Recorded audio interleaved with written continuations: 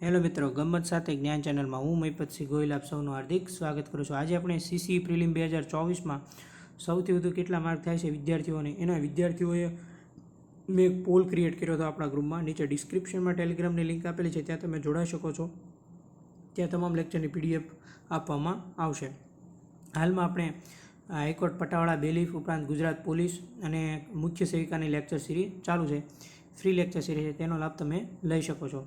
તો આજે આપણે જેની ચર્ચા કરવાના છીએ તે નોર્મલાઇઝેશન વિશે પણ ચર્ચા કરવાના છે। તે 40-45 માર્કવાળાનો વારો આવશે કે કેમ તેની પણ આપણે ચર્ચા કરવાના છીએ। જો તમે ના જોડાણો હો તો જોડાઈ જજો ગમ્મત સાથે જ્ઞાન ચેનલમાં।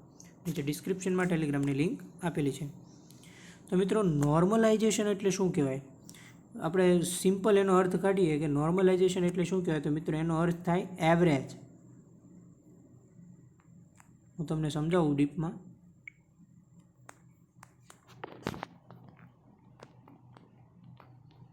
નોર્મલાઇઝેશન એટલે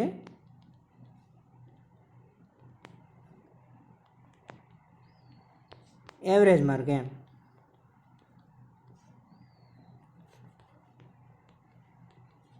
બરાબર છે? સમજાઈ ગયું? સમજાવું તમને। માનો કે તમારી સીસીઈ પરીક્ષા 2024 લેવાની,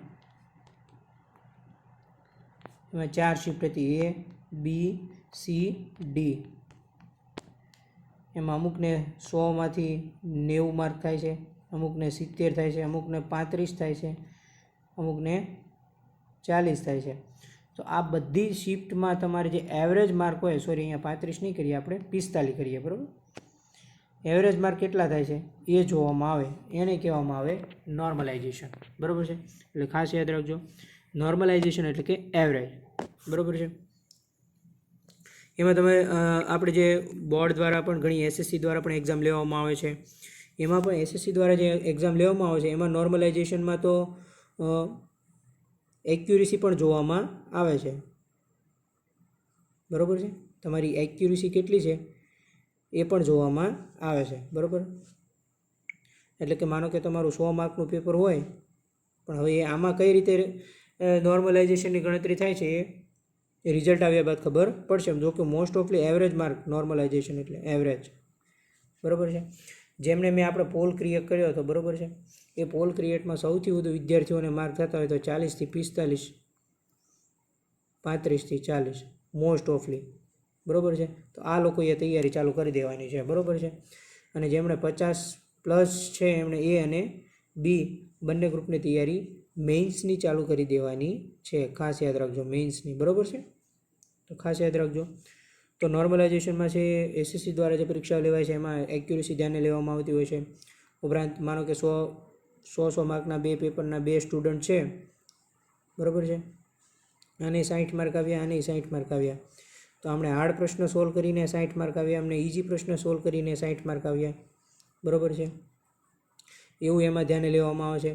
ઉપરાંત માનો કે આમાં 20માંથી આપણે 80 માર્કનું કટઓફ અટક્યું હોય, ઉદાહરણ તરીકે, તો આપણે 60 માર્કમાંથી છે, બરાબર છે, એમણે અમુક 20 માર્કના તુક્કા માર્યા અને પછી નેગેટિવ માર્ક સાથે એમના 63 થયા। જેને આ ભાઈને 60 માર્ક આવશે, 40માં એમણે ઈ જ કર્યા છે, તો આમની એકેય નેગેટિવ માર્ક નથી, એટલે આ ભાઈ એક્યુરેસીમાં આગળ નીકળી જાય। એવું એસએસસી દ્વારા જે પરીક્ષા લેવામાં આવે એમાં જોવામાં આવતું હોય છે। તો આવું બધું નોર્મલાઇઝેશનમાં ધ્યાને લેવામાં આવતું હોય છે। પણ મેં તમને કીધું એમ નોર્મલાઇઝેશન એટલે કે એવરેજ। બરાબર? તો આ તો નોર્મલાઇઝેશનનો મિનિંગ। ઉપરાંત જે પણ વિદ્યાર્થી મિત્રોએ તમામ કોમેન્ટ કરવાની છે કે તમારે કેટલા માર્ક થાય છે। આપણે અગાઉ એક લેક્ચર મૂકેલો છે સીસીઈ 2024નો, એ પણ તમે ના જોયો હોય તો જોઈ લેજો, સીસીઈ 2024ના કટ ઓફનો। બરાબર? એ લેક્ચર આવી ગયો છે, નીચે ડિસ્ક્રિપ્શનમાં અથવા પ્લેલિસ્ટમાં તમને મળી જશે। તો વિદ્યાર્થી મિત્રો, આપણે જે પોલ ક્રિએટ કર્યો તેમાં સૌથી વધુ માર્ક થાય છે 40-45, બરાબર, અને 35થી 40, આમાં વધારે બધાના ટકાવારી છે। બરાબર છે?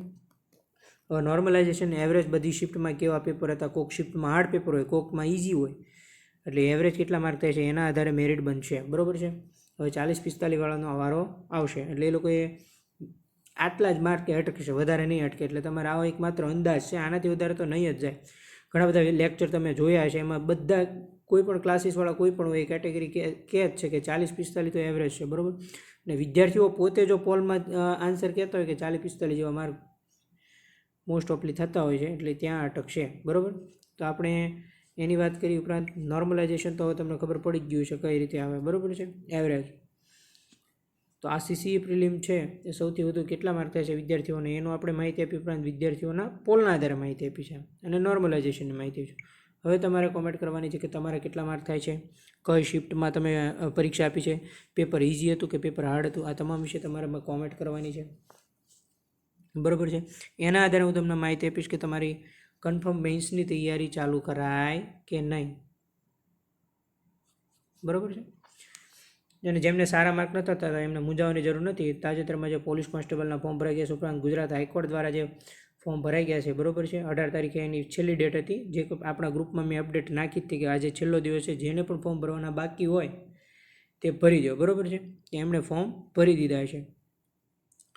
તો આપણે હું પણ બનીશ કોર્ટ કર્મચારી નામની લેક્ચર સિરીઝ ચાલુ છે. ઉપરાંત ખાખી એક સપનું નામની પોલીસ કોન્સ્ટેબલની લેક્ચર સિરીઝ ચાલુ છે અને મુખ્ય સેવિકાની પણ લેક્ચર સિરીઝ ચાલુ છે, જે એકદમ ફ્રી લેક્ચર સિરીઝ છે, જે તમામ પરીક્ષા આવશે ત્યાં સુધી લેવામાં આવશે. માટે જો તમે જોડાણા ના હો તો આજે જ જોડાઈ જજો. બરાબર છે. કોઈ પણ જાતની ફ્રી નથી, ફ્રીમાં જ્ઞાન આપવામાં આવે છે. એટલે સર કઈ રીતે લેક્ચરમાં જોડાવું એવી કોમેન્ટ નહીં કરતા. બરાબર છે. અને જેમને સારા માર્ક થાય છે એમને બેસ્ટ કોંગ્રેચ્યુલેશન, તમે લાગી જાવ એ ભગવાનને દિલથી પ્રાર્થના. બરાબર. પણ જેટલા વિદ્યાર્થીઓએ પરીક્ષા દિલથી આપી છે એમને વારો આવી જ જશે, કેમ કે એમને મહેનત ખૂબ કરી હોય આખા વર્ષની. એટલે તમારે કોમેન્ટ જરૂર કરવાની છે કેટલા માર્ક થાય છે, કઈ શિફ્ટ હતા. બરાબર છે. બસ એના આધારે હું તમને આન્સર આપીશ. હવે કોઈ પણ જાતનો પ્રશ્ન રહેતો નથી. ઘણા વિદ્યાર્થીઓની કોમેન્ટ આવી હતી કે સર મારે આ શિફ્ટમાં એટલા માર્ક થાય છે, ઇઝી છે, તો એનું નોર્મલાઇઝેશનને જોતાં મારો વારો આવશે કે નહીં આવે. બરાબર છે. તે તો રિઝલ્ટ આવશે પછી એ લોકો નોર્મલાઇઝેશન કઈ રીતે જોવે છે, બરાબર છે, એના આધારે આપણને ખબર પડશે. બરાબર છે. તો આ હતી CCE પ્રિલિમ 2024ની સેકન્ડ અપડેટ. બરાબર છે. હવે કોઈ પણ જાતનો પ્રશ્ન, કોઈ પણ જાતની ક્વેરી મારા ખ્યાલ મુજબ રહેતી નથી, કેમ કે બધા વિદ્યાર્થીઓએ કોમેન્ટ કરી હતી કે સર નોર્મલાઇઝેશન લઈ લીધે મારા માર્ક આવશે. પણ હવે એ કઈ રીતે ગણતરી કરીએ જોઈ લઈશું. ટૂંકમાં નોર્મલાઇઝેશન એટલે એવરેજ માર્ક તમારા ધ્યાને લેવામાં આવે. બરાબર. 40 કે 45 વાળાનો વારો આવશે 100% છે. બરાબર. થોડું ઘણું પ્લસ માઇનસ 2-3 માર્કનું રહેતું હોય છે. તો મિત્રો કેવો લાગ્યો લેક્ચર? જો સારો લાગ્યો હોય તો લાઇક કરી દેજો, શેર કરી દેજો, સબસ્ક્રાઈબ કરી દેજો અને તમારા સાથી મિત્રો સુધી જરૂર શેર કરજો. થેન્ક યુ મિત્રો. આભાર. અને હા, જે કોઈ પણ વિદ્યાર્થી મિત્રોએ હજી ટેલિગ્રામ ગ્રુપમાં જોડાણા નથી, સોરી, હજી એક માત્ર કહેવાનું ભૂલાઈ ગયું, એ નીચે ડિસ્ક્રિપ્શનમાં તમે જુઓ, ડિસ્ક્રિપ્શનમાં લિંક આપેલી જ છે. ઘણા વિદ્યાર્થીઓ મેસેજ કરે છે કે ટેલિગ્રામમાં કઈ રીતે જોડાવું. બરાબર. તો એ નીચે ડિસ્ક્રિપ્શનમાં લિંક આપેલી જ છે, ત્યાં તમે જોડાઈ શકો છો. ત્યાં ફ્રી લેક્ચર સિરીઝની PDF આપવામાં આવે છે. બરાબર. એ પણ તમે જોઈ લેજો. ચેનલ પર વિઝિટ કરો એટલે ટોટલ વસ્તુ જોઈ લેવાની. પ્લેલિસ્ટમાં તમામ લેક્ચરના વિડીયો તમને મળી જાય છે. થેન્ક યુ મિત્રો. આભાર. મળીએ સેકન્ડ લેક્ચરમાં.